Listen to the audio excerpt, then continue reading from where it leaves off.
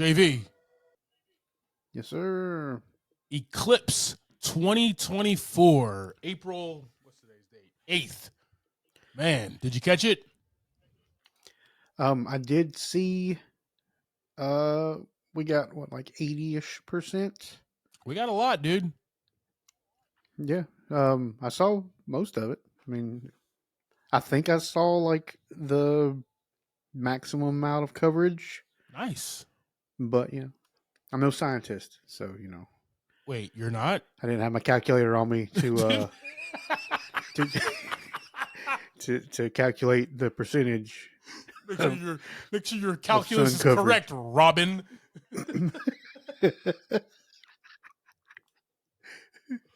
Oh man, oh man. Yeah, dude. Yeah. So it was like 3 p.m. We all stepped outside of the office, and one Okay. lady bought a couple of those, I don't know, eclipse glasses or whatever, where you could see it without like burning your Yeah. retinas.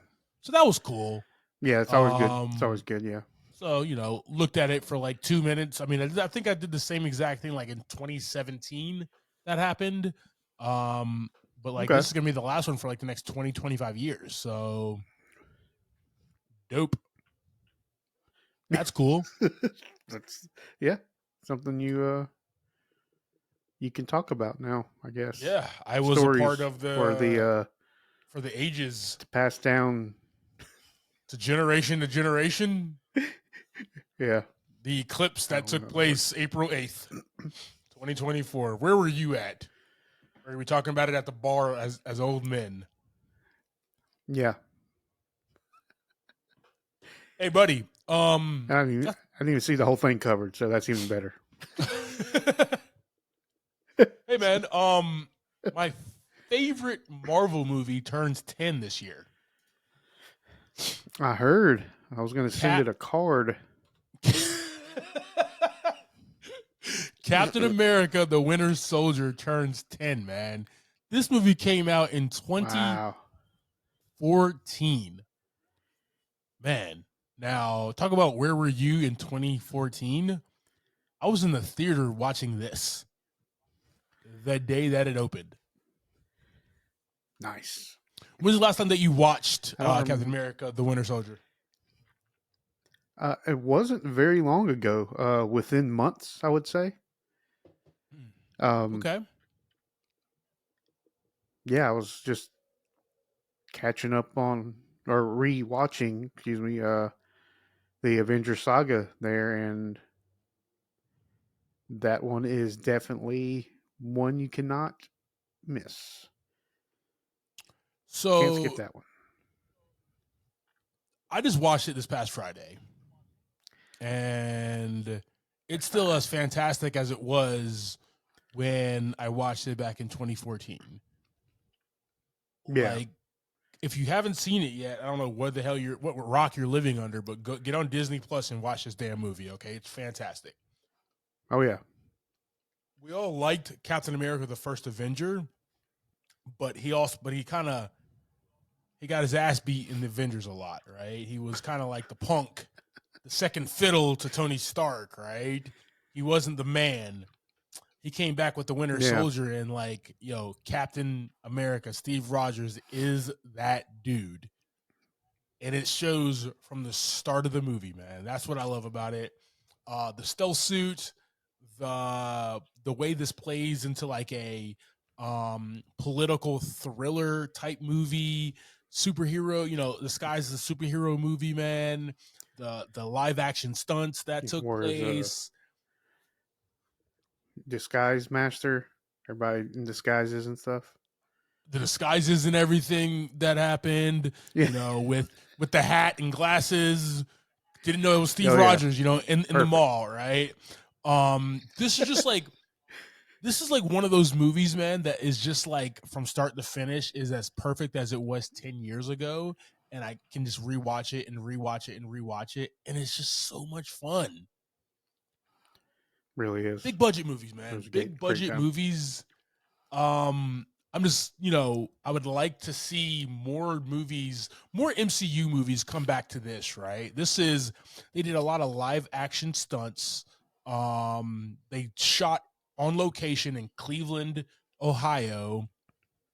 They just did a lot of really cool things within this movie that you just don't get from the blue screen or the green screen or the CGI dragons and stuff that you get now. Like, Yeah. go back to this type of storytelling. I would really appreciate that. Yeah. It really kept you on the street level for the most part until you get to the, helicarriers and stuff blowing up. But uh, up until that point, we're fighting on the street and just kind of Mm-hmm. going a lot of hand to hand combat, which was fantastic in this movie.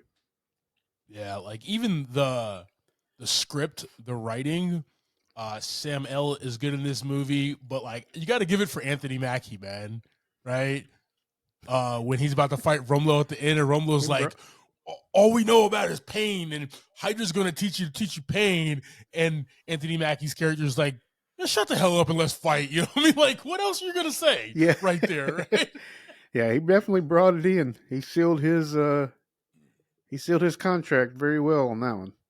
Yeah, man, just a great flick. One of my favorite. It's not the best Marvel movie for me. That is still so. I almost said Civil War. Infinity Iron Man War. 3.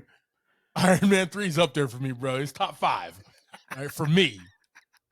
Not best, but the best Marvel movie is Infinity War, hands down. Yeah. My favorite is still Captain America: the Winter Soldier, man. So, I like it even better than Civil War. Civil War kind of gets bloated naturally. It was like Avengers 2.5. So yeah. But guys, if you have not seen Captain America: The Winter Soldier turns 10, it's his birthday.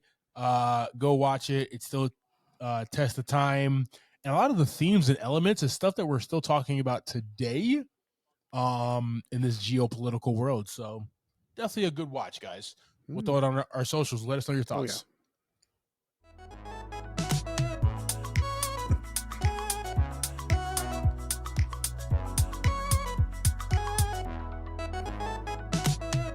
Welcome to episode of Movie in a Pod. I'm Clyde Smith. And I'm Javier Villalobos. On this episode, we're discussing the trailers for Cuckoo, Bad Boys Ride or Die, episode 4 of X-Men 97, and our movie of the week, Monkey Man.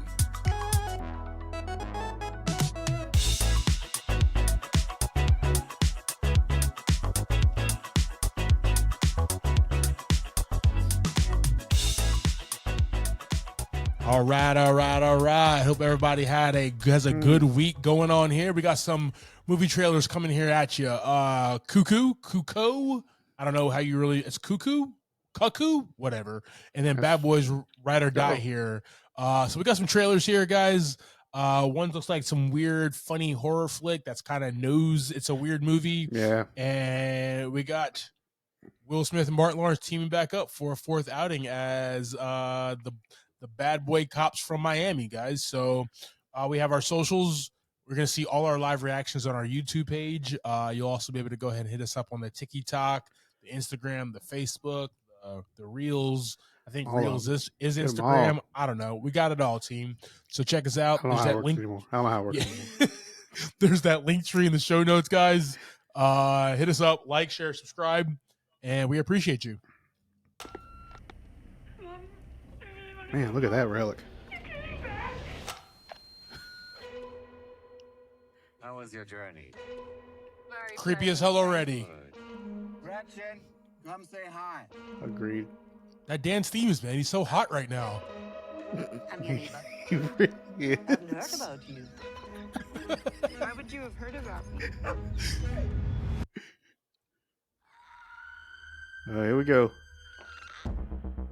How would you like to come work for me at the resort? No, not at all. This happens sometimes. 1,000 red You look flags like you don't already. belong here. I agree. I don't belong here. The doors are gonna wait for me. I will come pick you up right now.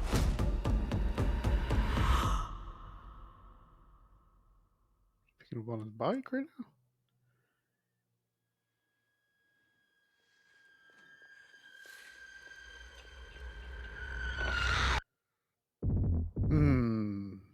Not a fan. If I were you, Not a fan. I wouldn't want to get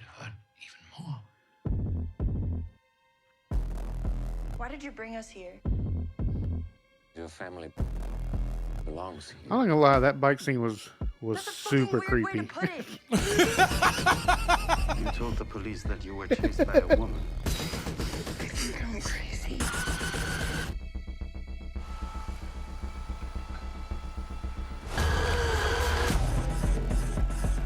Nature is quite remarkable. Oh, it feels so good. We have to go. Nope. Some species need our help. I'm giving you the chance to be of great use in our quest for preservation. What? Lunch right now, isn't she?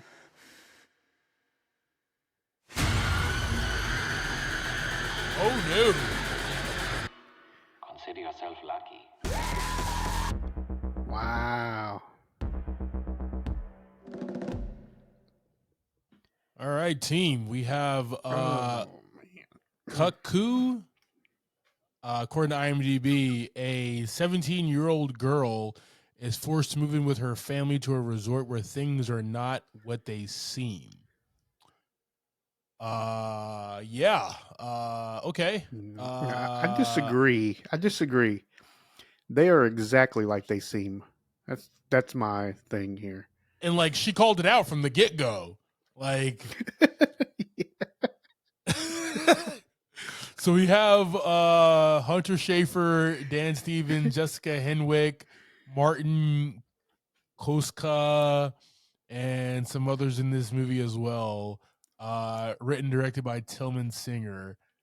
JV, like we always talk about when we watch like horror movie trailers, like horror is difficult because a lot of it has been Right. done, and then the trailers just don't hit. Like Tarot, we talked about it like a couple weeks ago. The trailer just didn't pique my interest as far as like I've already seen this movie multiple times. The kids mess with something that they shouldn't mess with, and there's consequences, and they all end up dying except for the final girl. We've seen this movie before. We've seen that movie before. Yeah. The look of this one though is like that real 80s, 90s, which is a dope vibe, look. which is That's, like yeah, when we got the creepiest movies, right? And this one was super creepy. Like really, I don't like it. I don't like it one bit. Like you're right. I was about to say that. That's a callback to those 80s and 90s really good creepy ass movies that we like are afraid of, but we really enjoyed. This one also is like kind of meta, where like the lead knows that she shouldn't be there, right? That weird shit's happening, and it's almost like everybody around me doesn't see this shit. What is going on? What is happening that nobody else sees this happening right now? Yeah. This is like a fun time, man. This one, I can probably see myself going to the theater to watch. This might be a good, dope matinee flick to see. You got to go though, so when you come out, it's like still middle of the day. Oh, 1,000%. Got a lot of light out. Oh yeah, I'm not going after dark. No. Gosh, no. And you know where I park my truck at too. I have to walk a long way. Yeah, you're a perfect spot for that girl to sneak up on you. That's all I'm saying. Exactly. Right, just hang out in the bed of my truck. Yeah, the whole ride. And you know, I always got the window open back there, so I'm glutton for punishment at some point in time in a horror movie. That is set up for sure. Guys, we're gonna throw Cuckoo on our socials. Let us know your thoughts. Also, what has been your recent favorite horror movie film, and why was it Lamageddon? Yeah. I know it was, guys. I don't know. Winnie the Pooh, Blood and Honey was getting up there. Bad Boys trailer is coming out. Right now. Right now. Right now. Yeah, right now. Right now. Y'all look old as shit. Check it out. It's hot. Come on, Mike, slow down. I was going to say it. We are late. My stomach, Mike. I need a ginger ale. Get a This is all ginger true ale life right now. I and need some nothing ginger else. ale. Some, Are those what was it, dogs like fresh? Rolaids? Put them in yesterday. Give me one, put some relish on that motherfucker.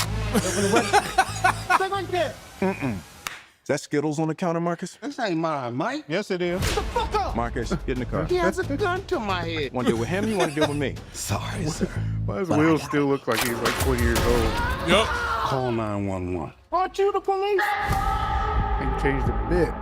Hey, Reggie, you eat my snacks? No, sir. You ate my snacks, didn't you? No, You need to Reggie. get a job. I'm a U.S. Marine, sir. Well, then you need to deploy. We now have evidence that the late Captain Conrad Howard of Miami PD was working directly with drug cartels for years. Dang. Captain Howard is being framed. What the hell? He's texting us from the other side. No, he's He's not, so Marcus. dumb. He's so dumb. I'm probably dead. Fuckers! Fuck them all! I don't know how He was high always up one of this my shit favorite goes, characters, but the I captain. don't trust anybody. You're my bad boys. Now clear my name. You should be careful. You're being set up, detectives. They on the streets now.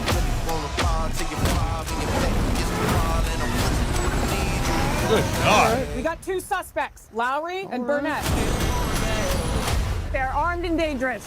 In 5, 4, 3. No! Windshield wiper fluid is flammable! I'm so damn sorry, Tim. Makes two Y'all of some us. terrible fucking Yeah. fugitives.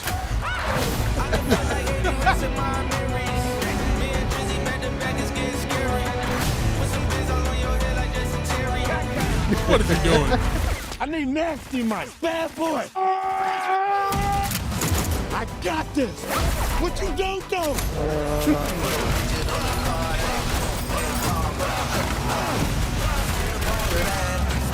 It is out there, bro. Yeah. Are y'all Blow stealing stuff our up. clothes? Just because we black, we stealing your shit? What? Look at your shirt. Why don't you sing us a little Reba song? Reba. Sing your favorite. I'm a woman. I'm a strong black woman. Yeah, because she's not black. Yes. What you gonna do? What you gonna... That ain't no Reba song. It's from her mixtape. I listen to that. All right, guys. So from IMDb, we have Bad Boys Ride or Die. This summer, the world's favorite bad boys are back with their iconic mix of edge-of-your-seat action and outrageous comedy, but this time with a twist. Miami's finest are now on the run. JV, Dang. talk to me, brother. What are your thoughts? I was saying the captain was always like top character for me, like in these movies. He was just always so funny and just always giving it to both of them, right? Yeah. And I think it's pretty funny and entertaining for it to be like now it's him that's kind of in the middle of everything. Mm-hmm. And then we also have like, I mean, you're number 4, right? You got to really pump it up now. So we're getting like some top tier action now. We got some helicopters exploding and looks like some pretty, well, I mean, they've always had pretty gigantic shootouts, but we're going to keep those going. Maybe amp them up a little bit. Amp them up a little bit. I agree. Yeah, man. Yeah. I like that the cast is coming But now we back, don't have man. We got oh, go ahead. You get we got Will Smith, Martin Lawrence, Vanessa Hudgens coming back. She was in the last one. nice. Alexander Ludwig, the humongous dude from the Miami PD squad is back. Paolo Nunez, who's Captain Rita. We got some other ones. So Eric Dane, Ion Grufford, Jacob is coming back as Will Smith's like son. We just Tiffany Haddish, Joe Pantaleone, who's the deceased captain who's texting him from the grave or whatever, Rhea Seahorn. It's just gonna be a really good time, man. We got Adi and Bilal coming back, who directed the last one. I don't need much from these movies, man. I just want to laugh my ass off. I just want to see a bunch of good, dope action. And then they put it a little bit of it in the trailer, but that tracking shot where like the swooping shot when you see Marcus and Mike from the ground up and it just swoops and they're just kind of like standing there all sweaty and shit. Yeah. Like, we saw a little bit in the trailer. That's like iconic that Michael Bay kind of like a shot, that swooping shot that he kind of created that a lot of people have tried to like recreate it, but he's still the best at it. Adi and Bilal, these directors, they know what they're doing because they've taken what Michael Bay has done. You got to have that in the shot as well. So I'm excited for this, man. You know, I'm pulling up day one. It's these two guys with a gun in their hand. We're just gonna have a good time. That's what this is about, man. That's all I care about is these guys out there doing that thing, making us laugh, shooting up and killing people, man. Like trying to protect the captain's name. I'm down. Let's go. I'm down. Team, we're gonna throw this on our socials. Bad Boys 2, Bad Boys for Life, and now we got Bad Boys Ride or Die. Team, out of the first three, which one has been your favorite? For me, I still like the first one as my favorite. Only because here, we'll wrap up this segment in a second, guys. They took a plot that's typically in a second or a third movie where they have to switch roles. And it was like, no, we're doing this in the first movie. This is the plot of this first movie.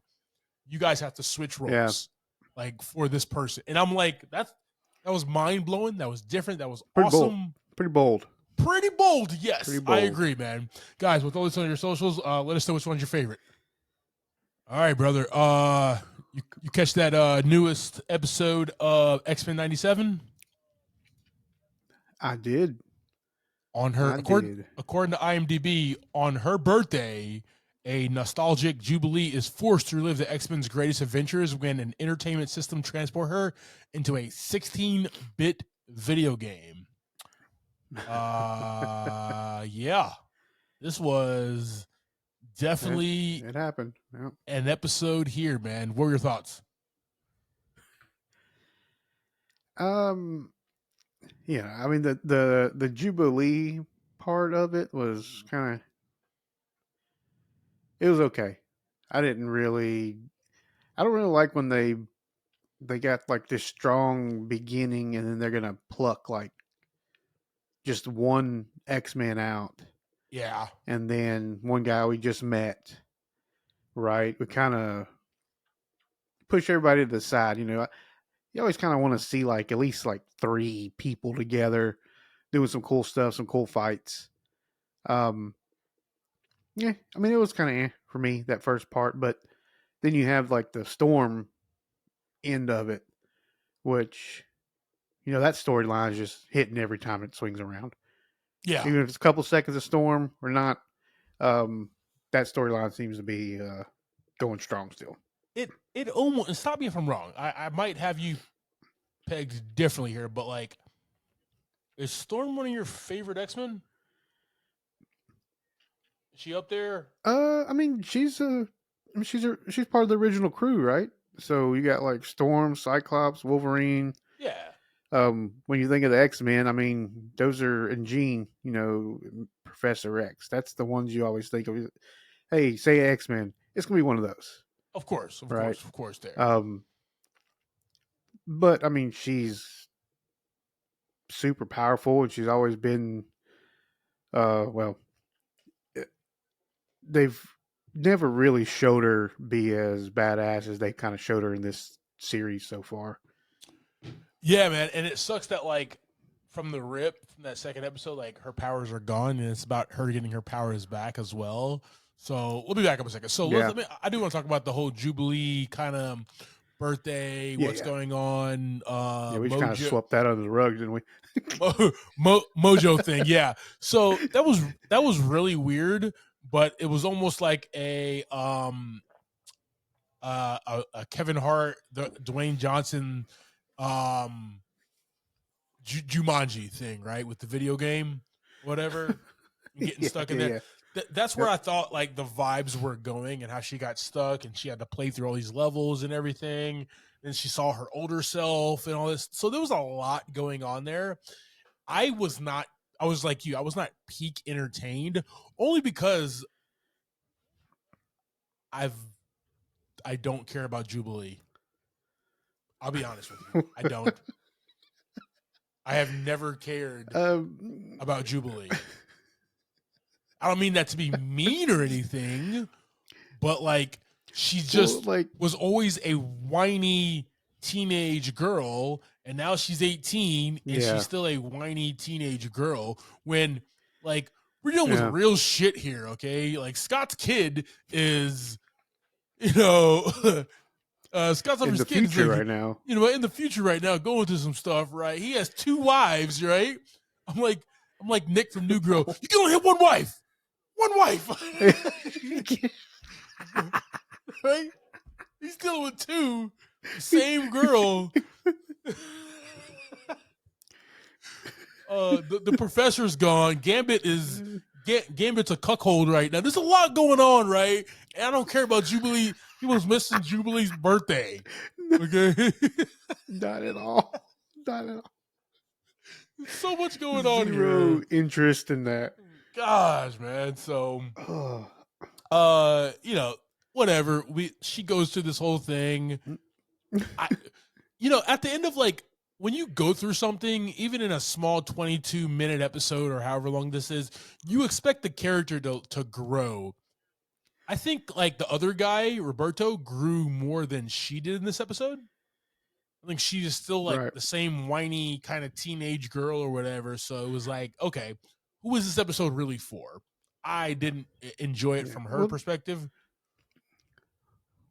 Hopefully she at least gets like a different power out of this whole thing. Like they showed something a little different from her powers other than just like throwing small fireworks at people.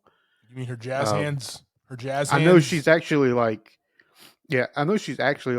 super powerful, but she just doesn't know that yet, right? She doesn't know how to harness so it. we see like maybe she's finally gonna grow into this next level. Yeah. But it still was like Now you're right. The Storm storyline is really fun to watch, right? She's with this dude Forge, and you almost seem like, is Forge like, is he hitting on her? What's he feeling? You know what I mean? Or is he just really just trying to help her out the kindness of his heart? It's a little bit of both. It's a little bit of both. He's a little horny guy, right? You know what I mean? Whatever. Yeah. I mean, living out in the desert by himself, but all isolated and stuff. Yeah. What we see though is some weird like machine that he puts her in, and the powers don't come back. And then there's this weird big ass overgrown bird. What happens next is my question. That's where they left us off. There's so many different storylines and stuff like that. I don't know anything about this bird. I knew about Mojo. I knew about Mr. Sinister, obviously, and everything else that we've seen so far. But this big ass raven bird thing that was like killing them or catching them or whatever, I don't know what the hell that's about. So like when I saw that, I was like, ooh, I am interested. What is going on here? So her storyline is turning in like the drama side. Like you got the action from the other guys, and then hers is the drama mystery. You really want to see what's going to happen. That's kind of that. I think we talked about like, we're going to go week to week, episode per episode deal. Or are we going to have some kind of overarching thing? So far, that's kind of been the overarching story is Storm situation. So hopefully we'll find out what the big bird's about next week. Tune in next week, team. Same time, same bat channel for another amazing episode of X-Men 97. I think I just mixed DC and Marvel right there, but whatever. There's a lot happening. A lot happening there. Team, we're gonna Definitely throw getting sued this. by one of them. We're getting indicted. Warner Brothers and Disney coming at us at the same damn time. Awesome. For slander or something like that. Team, we're gonna throw Motendo / Life Death Part 1 on our socials. Let us know your thoughts. Are you still rocking with the show? What has been your favorite episode so far, guys? Let us know in the comments. Appreciate you.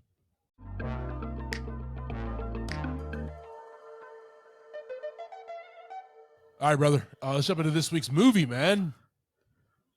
All right. And thinking about, man, the name of this movie is Monkey Man.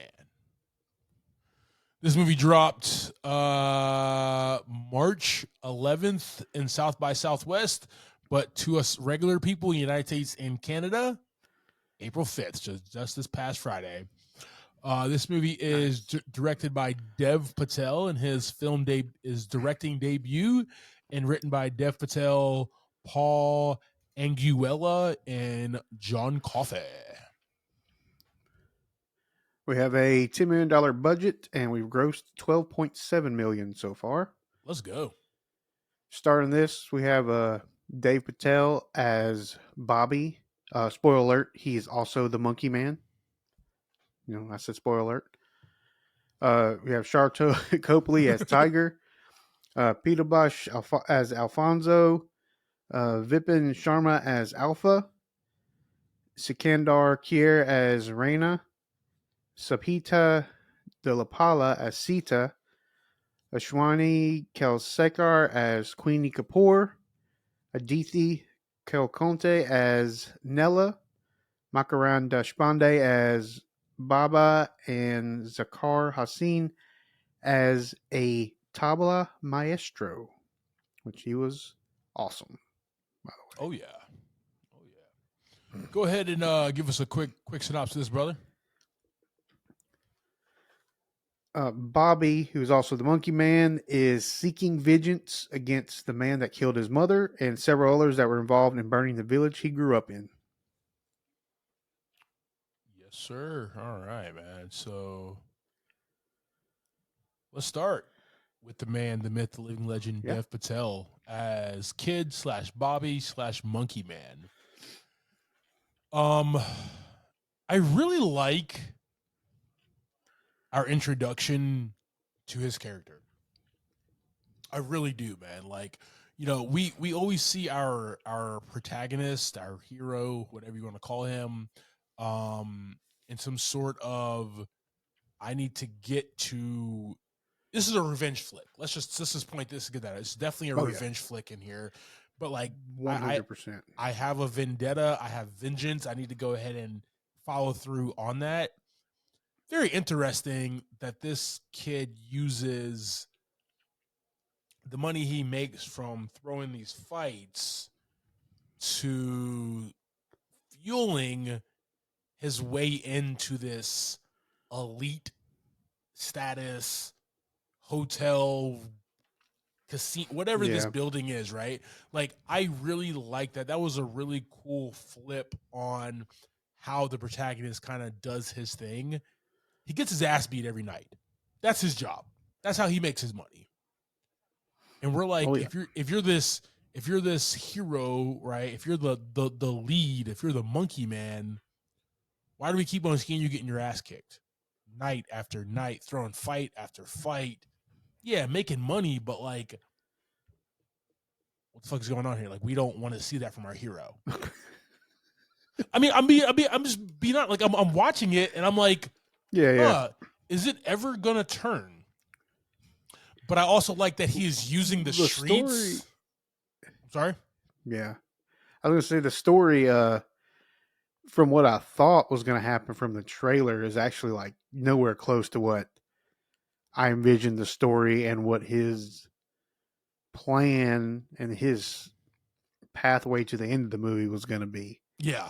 Yeah. Like, I thought it was just going to be straight up, I'm going in and I'm taking everybody out from the get-go, but there's actually like a whole thing before that, which was very interesting.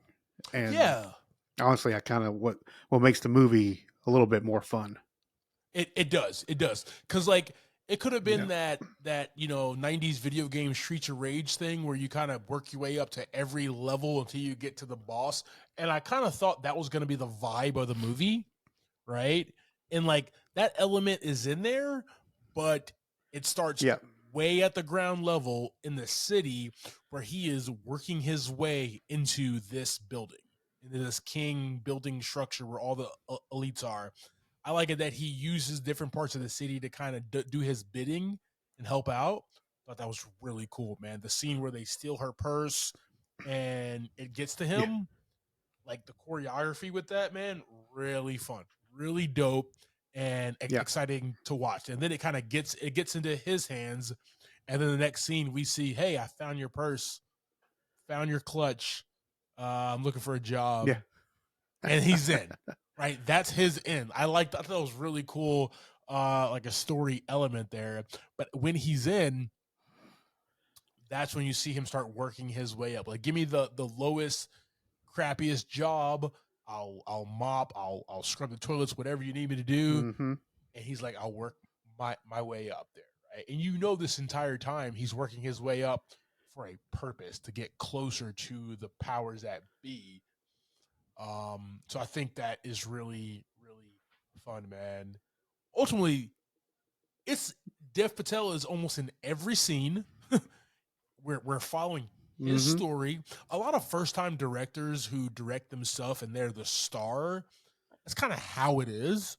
But I don't mind that either because it's a very personal story and growth about him letting go, having this traumatic thing that happened and working through that as well. Yeah. And coming out as it doesn't matter who was future. Yeah, I would say it doesn't matter who was in that role though, because that role was the movie, right? You don't have a bunch of any of these scenes without him Agreed. Pushing the story forward. Yeah, definitely agreed there, man. And I just love that we see him get stronger. He gets more aware of who he is needing to protect as far as in the city and what different groups. He just becomes a better person for it through this story arc. So big ups to Dev Patel as this character and his way of trying to get revenge on the people that wronged him, his family, his mom, his village. And it was really cool and different to see there. Yeah. We got my boy here, Charlton Copley as Tiger. Now, Charlton Copley is one of my favorite actors today, but Charlton Copley is not an actor that he doesn't have a lot of starring roles. He just does not. He is he's one of those guys that comes in, does what you need him to do, and he's out. Yep. But he has a way of stealing scenes, man. Did you get that vibe with him? Yeah, he just got a really strong, fun tone to his voice. In really any of the movies he's done, it's a voice you just want to listen to, right? Yeah. And it travels over everything else in the scene. Especially one like here where he just gets to have fun and be kind of goofy. Definitely takes over. Yeah, he plays but this. Yeah, I don't remember any movie where he's like. Yeah, I don't remember any movie where he's like, head honcho. Not at all. Like even District 13, he had to share with an alien. District 9, excuse me. He co-starred with an alien. Like top billing, Charlton Copley. Yeah, you're right. The alien. Yeah. So, he really has never had. Even in like Chappie, when he was with Chappie with Dev Patel, it was Dev Patel's character and Charlton Copley as the robot Chappie. So he's never really done a starring role, but the things that he does, he's fantastic in, man. He never misses. And that's what I really love about his character here, man. He's only like in 3 or 4 scenes. And in these 3 or 4 scenes, man, you give him the mic and he is the slum fight coordinator who kind of, pays the guys at the end of the fights and at the end of the night or whatever. He's an asshole, but he has a fun time doing this. You know what I mean? Yeah, and that role of like basically ringleader, right? Like, yeah, in this place where he's in charge of entertaining all these rowdy people. I mean, I think he could just do that in life. Oh yeah, because he's got great skills at it. Like I said, his voice and his mannerisms and everything else really lead to like, look at me right now. I'm the spotlight. Look at me. agreed, man. Moving forward here, comic relief. You always gotta have a comic relief in a movie, man. And this movie is very heavy, and Dev Patel's character doesn't have any joy because he has such this sorrow in him. We'll talk about that here in a little bit when I wrap up with my theme and everything. But we also have this guy, Peter Bosch, who plays Alfonso.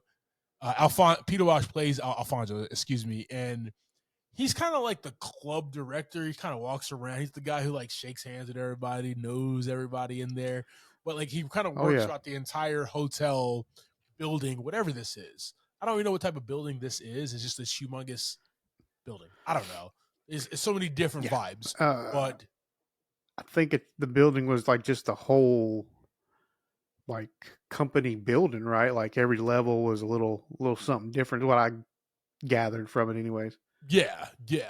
But then we got this guy, Alfonso, and he is hilarious. Everybody knows him, but nobody likes him. You know what I mean? Like he knows everybody, and everybody knows him. But he's kind of the butt of the joke, for the police. Queenie, who we'll talk about in just a few minutes there. Quality control, yes. Queenie like gives him shit all the time, but also like trusts him to do these like missions and stuff like that to go get the girls. So he's a guy who wears many hats, but he befriends Monkey Man, Bobby, Kid, whatever you want to call him, and they soon become tight. But like just the look, the feel, the vibe of Dev Patel's character, he's not trying to be friends with Alfonso. He wants to use him to gain in the ranks of this building to get closer to the people, man. And you knew that from the start. As soon as he had his opening, he took it. But also established trust. Just go wherever he wanted to. Yeah. Alfonso just rolled up and hopped in the elevator, whatever floor he felt like. Had all the buttons, right? So knew it all. So then gained his trust. He went from cleaning and washing dishes and everything to being a cocktail server, champagne server at like the restaurant type thing, right? And then with his friendship with Alphonse, moved up to the club level where he was giving Molly or drugs to people on the floor or whatever, right? Where there was more stuff happening. And he's just working his way up through this building. And it's a metaphor for like, working your way up to higher levels within a company is what it really looked like he was doing. But obviously he had that back purpose trying to get to the ringleader, right? Of course. But he had that back purpose where he's trying to get to the people who wronged him so he can get in close to do his damn thing. So Alfonso was cool, man. I really had a good time laughing with him, at him. Good comic relief there. All right. We have Vipin Sharma as Alpha, and Alpha is one second here. Go back over here. He played he was the main person with the transgender community that gave him the the hallucinating drug, correct? Yeah. Okay. Correct. Yep. Cool. Really interesting character. With him in that transgender group, kind of heals Dev Patel's character and helps him understand, like, yo, this happened to you, but this can't be the end all be all of who you are as a person. You can't let this control you for the rest of your life. You have to. This tragic thing happened, and it happened in the past. How do you move forward with this, right? So being in that village of these outcasts, right, who healed him and helped him out there and helped him grow, very vital, pivotal. Like, the movie completely stopped and slowed down at this point, right? Because we're just going, we're building. This action breaks out, and then he gets flushed and fixed and stitched up by this community, and they bring him in, they love on him, they take him through this journey of healing, and he becomes a bigger, stronger man for his fight for his revenge tour, I guess is what they were kind of preparing him for. So yeah, we gotta find a better name for that, but still cool. Yeah. Oh yeah. So we have next we have Sikander Kerr as Rana. This is the police chief, like captain of the police or whatever, or chief of police in this city, and he is well connected, right? He is connected to the politicians, to the people that move and groove within the city there.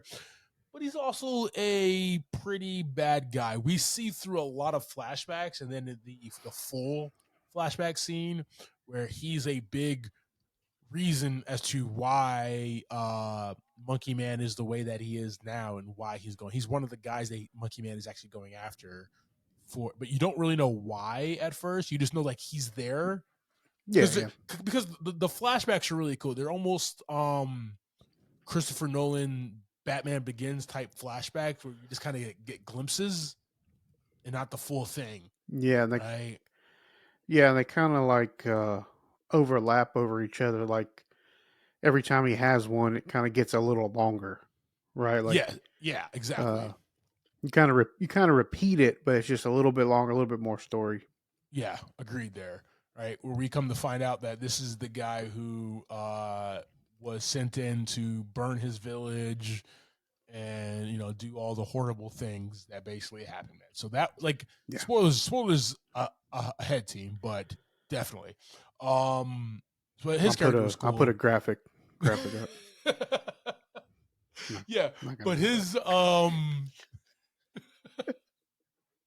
but his character himself was. You thought he was the main baddie, but he was not, and that was cool. So there's like an under baddie, and there's a main baddie. I thought that was really cool, man. But formidable foe against Dev Patel, something that I thought was really cool. Yeah, I mean, at the beginning, he was. I mean, he laid it on him there at the end. Oh, that first fight was evenly matched. Yeah. Almost not good. It was not almost good for almost Reyna. Almost Reyna had, like, if he had to get the hell out of there. You know what I mean? Because Reyna was about to whip his ass and kill him. So first round goes to Reyna. That second round, you're definitely right there, man. But yeah, he's just one of the villains, and I almost liked that Monkey Man didn't succeed in that first fight with taking him down. It just added another element. Like, shit, I thought this was going to be easy. I thought my fighting skills were going to get me to the finish line here. I now know that I need to work harder, right? And that's what he did in that community. So, he's putting on a show out there when the whole city was lit up over that fight, over that chase. Like 6 people, but 6 people awake. I am horrible at pronouncing Indian names, so I apologize, team. Sopita Dupalala. butchered that. I'm sorry, but she's an Indian actress. She played Sita. was She's kind of the work. Yeah, horrible. She's one of the working girls within within this hotel building type thing that is close to all these men. And I thought there was going to be more of a let me help you, let me get you out, let me make you a get you out of this terrible situation with Neat. Monkey Man. Nope, none of that. She tells him, if you ain't got the stomach for this, bro, you got to get the hell out of here. Like, this is what we do. This is what we do. This is how I get paid. Yeah, exactly. So you can't take it, get the hell out of the kitchen. And he had to do that a few times. So yeah, he literally did. Literally did. But yeah, just like an added thing, but like almost a red herring because we thought we were gonna fall into that trope where he has to now save the girl, but in essence, right, she ends up saving him, which is a really cool scene. What? Ashwini, I'm gonna butcher this too. Kel Sakar as Queenie Kapoor. Kind of runs the day-to-day within the building, the hotel, the kitchen staff, kind of the bar, nightclub type thing. She's the one. She was Monkey Man's entry into it. She's the one who gives him a job and helps him out, but she's also not a good person in regard to this as well. So she's got to be taken down as well. You know what I mean? So, and then just the last we want to talk about is Murugan Deshpande as Baba Shakti, and he's kind of his character is like the shaman, the not really in government, but just the person who everybody kind of looks towards for guidance. He kind of pushes politicians. Yeah. He's basically like the guy pulling the strings, and he kind of has the politicians on a rope. You know what I mean? Is kind of the vibe. Like whatever those politicians did, he basically told him to do. And we actually got that through how he directed Reina to take down Monkey Man's village in the beginning, right? So really convoluted story, but it actually all ties in and makes sense with all these different characters. But his character, man, like you got to think about really good villains. He was awesome. He was awesome for what he was given, for what he had to do, for the strings that he had to play, and even like his speech at the end of the movie and his sneak attack. I knew they cued in on those damn shoes for something, man. Like they look dope. I was like, oh shit, those are dope. I was like, what are we doing here with these? So really good villain, man. Had me second guessing myself there. And then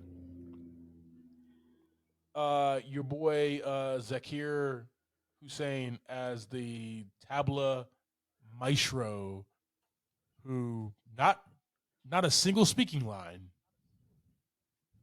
but boy, he no need. Killed it on that instrument, bro. The tabla, hand drums, man. That was cool. That kind of got him in, kind of got Monkey Man in motion, in far as how he needed to go ahead and train to be a better fighter. So that was really cool, man. All right, man. Let's talk about sets and not really much of the music, but more of the set, the scope of this movie, man. The scope and scale seemed extremely large throughout the city, especially that drive chase scene and then the chase scene on foot, right? He's on top of buildings and stuff, man. He made the city seem really huge. And I liked it that it was lived in as well. There's always like people running around. There was cooking, people sleeping on the ground, right? A very lived in city that is impoverished and there's not enough housing. There's a lot going on here. But then you turn around and you get back to this damn King building and people are living luxury, right? So I like that you got to see both sides, how the 1%ers live, how the regular folk live as well. Wasn't it kind of like separated by like a river or something, right? Like Yeah. when they did some of like the good drone shots, you had the like you said, all the city side, and then the drones flying by or whatever, and then you see the big water just cuts off, and all of a sudden you're in a village, Yeah. basically, right? Like a very well defined line of where the money's at. Oh yeah, cha-ching. Yeah, and like most of the movie does take place in this skyscraper building where most of the leads hang out, man. You know what I mean? We have the workers, we have the restaurant, we got the nightclub, the bar, then way at the top, that's the VIP area. So I like that we saw We don't that. talk Man. about what goes down up there. Nah, we don't talk about what happens in the VIP room, but it definitely shows classism. And that was really cool, man. Yeah. All right, let's talk about a theme here. This movie is pure revenge. For his life, for his mom, for his village. You know, after seeing his mother slain, he is a different person from that moment on.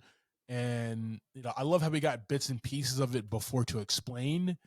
And he was just living as a kid before that event, running around the village with his mom and everything. Yeah. And then after that, he has that singular focus of revenge there, is what this is. This also shows, like we just talked about, classism, geopolitical politics, those shadow guys who actually do all the deals and are the ones actually in charge and just using the politicians as puppets. How there's just a lot of different themes in here, but overarching themes. But the one main theme is revenge for his mother, revenge for his village, man. How he's a different man.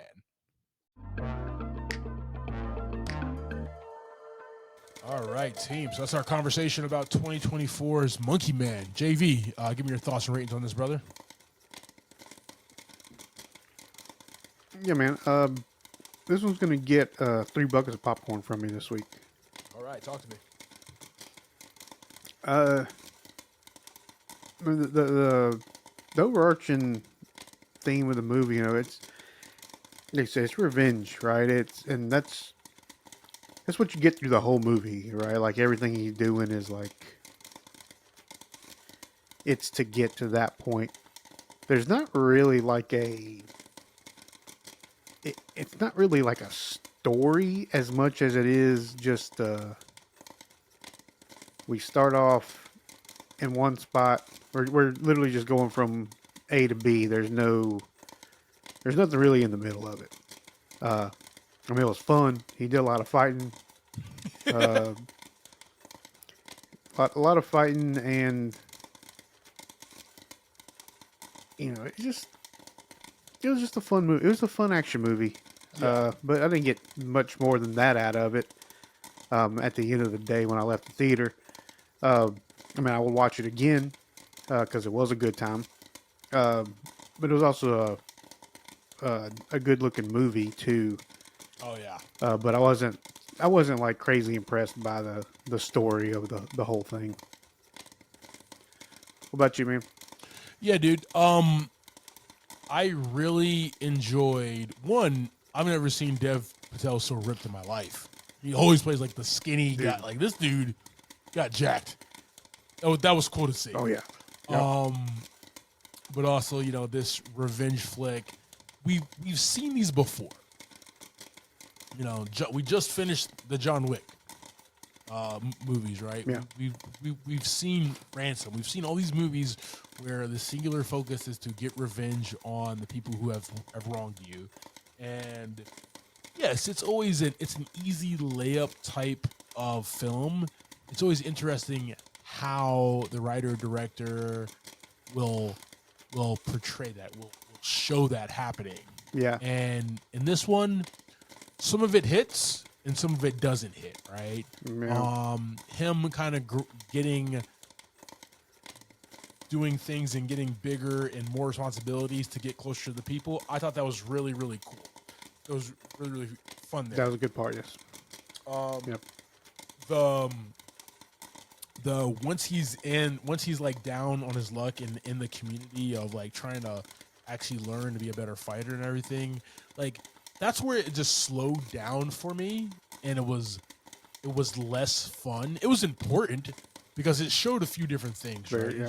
It showed we're outcast and we're over here and they're coming for our area because we're different, right? That's something that speaks to people, all shapes, creeds, colors, sizes today. That. So I understand what they were trying to do there. That just could have been tighter for me. You know what I mean? In regards to like showcasing that, showing that, and everything, because it is very important, right? If you care about other people's rights, other people's rights to like live their life the way they want to live their life and everything, that's very important. That just could have been a little tighter in my eyes. All in all, man, the action's fun. Alfonso kept me laughing. I love Charlton Copley in this as Tiger.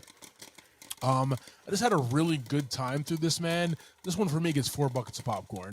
I actually want to watch this again because I want to see more of how Baba Shakti is using, it's kind of pulling the strings more.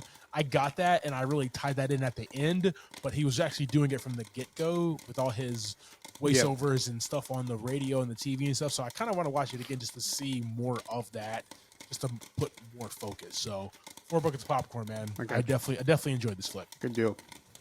Thank you for sharing this week's episode talking through Monkey Man. Next week we'll be discussing the Alex Garland directed flick Civil War. Visit your local theaters. Check this one out. Like always, I am Clyde Smith. You can find me across all socials. I am Clyde D. Smith. I'm Javier Villalobos. You can find me across all socials at Mr. J8200. Thanks, guys. Appreciate it.